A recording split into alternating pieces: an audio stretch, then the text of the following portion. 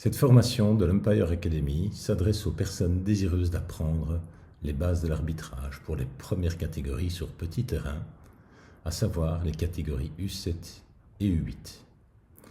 Ce premier niveau s'appelle arbitre accompagnant.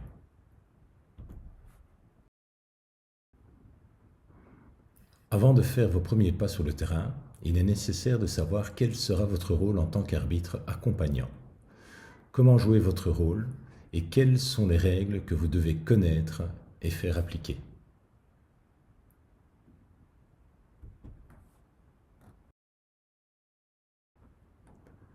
Voyons d'abord quel est le rôle et l'objectif de l'arbitre accompagnant.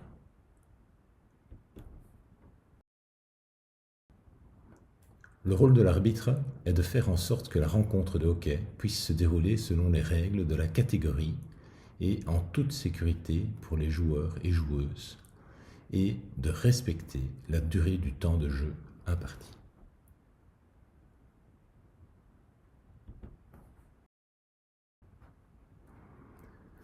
Tout le monde peut devenir arbitre accompagnant. Il n'y a pas d'examen à passer, il ne faut pas être ou avoir été joueur, même si cela peut faciliter l'apprentissage. Pour vous aider et vous accompagner dans votre apprentissage, vous trouverez des formations comme celle-ci ou la formation Start to Umpire à votre disposition en ligne. Mais en plus, concrètement, vous pouvez aussi avoir la possibilité de demander du coaching terrain à votre CUC, le Club Umpire Coach de votre club.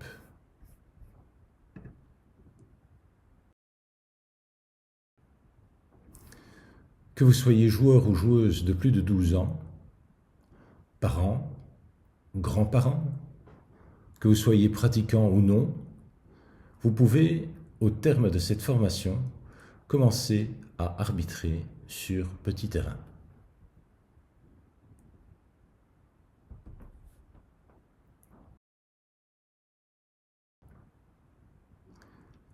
Indispensable pour pouvoir arbitrer, évidemment, connaître et comprendre les règles du jeu.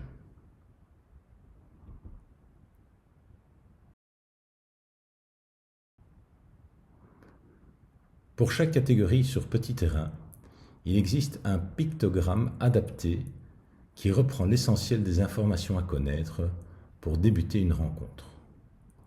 Dans ce cas-ci, vous pouvez voir que la surface de jeu est de 1/8 de terrain et qu'il y a 4 goals.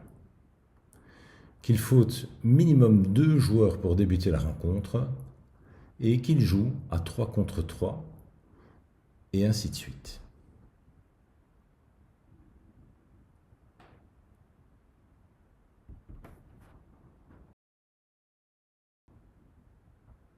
Au verso du pictogramme, vous trouverez les différentes règles applicables à la catégorie. Au début de chaque mi-temps et après chaque goal inscrit, on remet la balle au centre du terrain.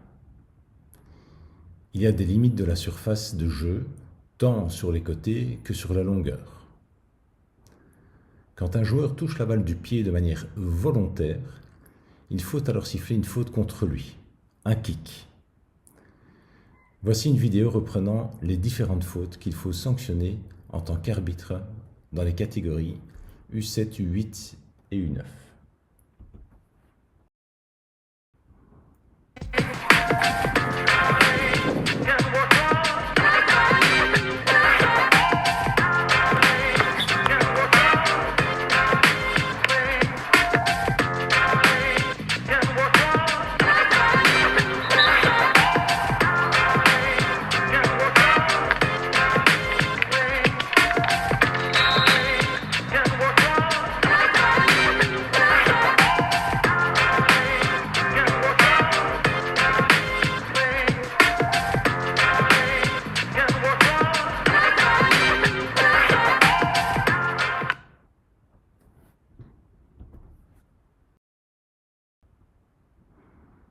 Comme on l'a vu sur la vidéo, dès qu'il y a danger, il faut immédiatement siffler pour arrêter le jeu et le reprendre dès que la situation de danger aura disparu, comme par exemple une balle en hauteur ou un joueur au sol.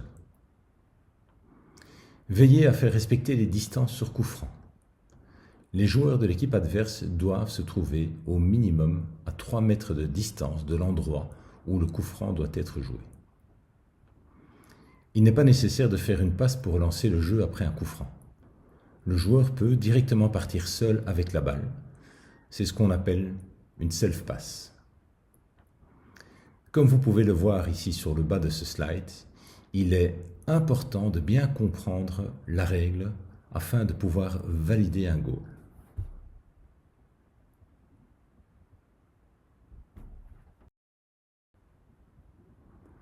En votre qualité d'arbitre, veillez à vous présenter aux deux coachs avant le début de la rencontre et renseignez-vous sur le niveau de jeu de façon à pouvoir anticiper la façon dont vous allez arbitrer et interpréter les gestes volontaires ou non.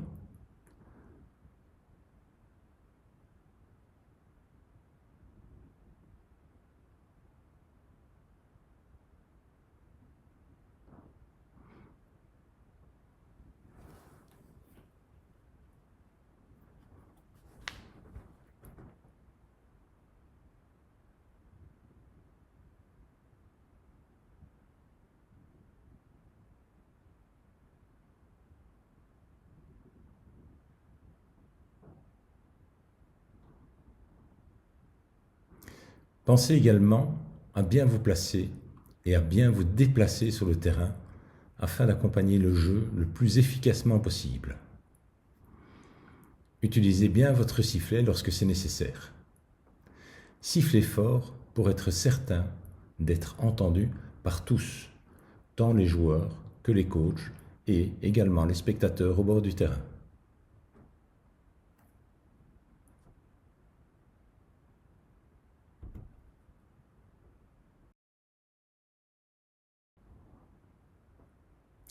Sur ce pictogramme, l'ensemble des informations ont été adaptées pour les rencontres U9.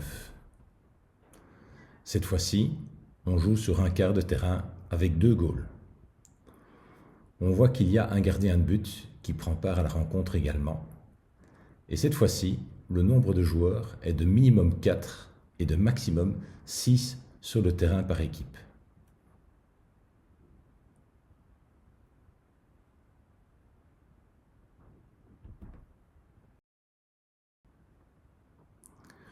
Toujours au verso, on retrouvera les différentes règles et explications propres à la catégorie U9, dont voici une partie, avec en plus du kick le backstick qu'il convient de sanctionner s'il est fait exprès ou s'il influence la conduite du jeu, ainsi que les différents privilèges d'un gardien de but.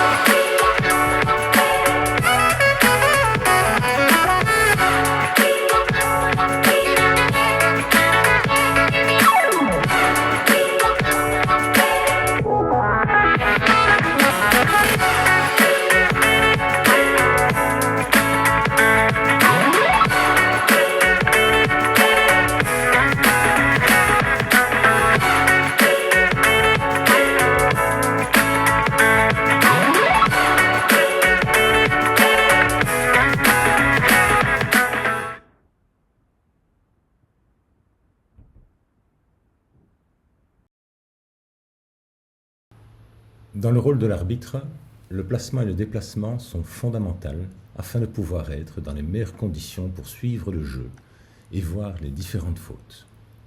Comprendre dans quel sens va le jeu permet d'anticiper et d'être au bon endroit au bon moment.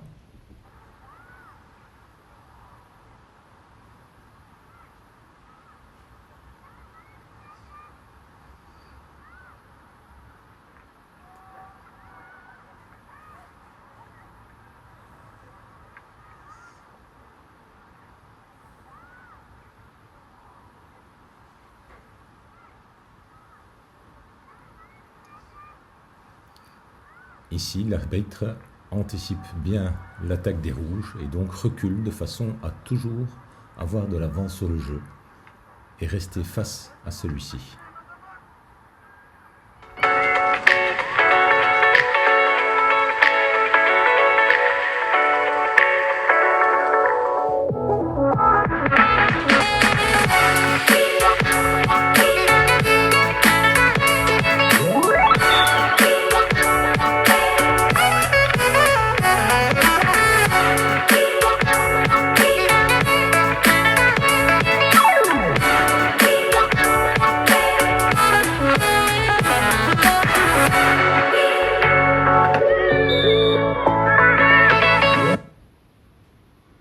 Comme ici, quand on est bien placé et que l'on voit clairement les fautes, cela donne beaucoup plus d'assurance pour utiliser son sifflet de manière forte et audible pour tous.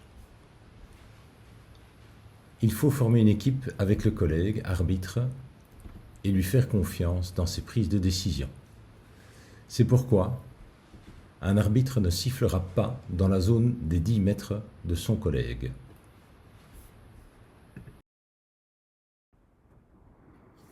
En conclusion, pour être arbitre accompagnant, il ne faut avoir aucun diplôme, mais connaître les pictogrammes et les règles des petits terrains. Avoir un minimum de confiance en soi et de pédagogie pour expliquer les fautes aux joueurs, et surtout, ne jamais oublier qu'il s'agit d'un jeu et que l'objectif premier pour les joueurs comme pour les arbitres est de s'amuser et de prendre du bon temps.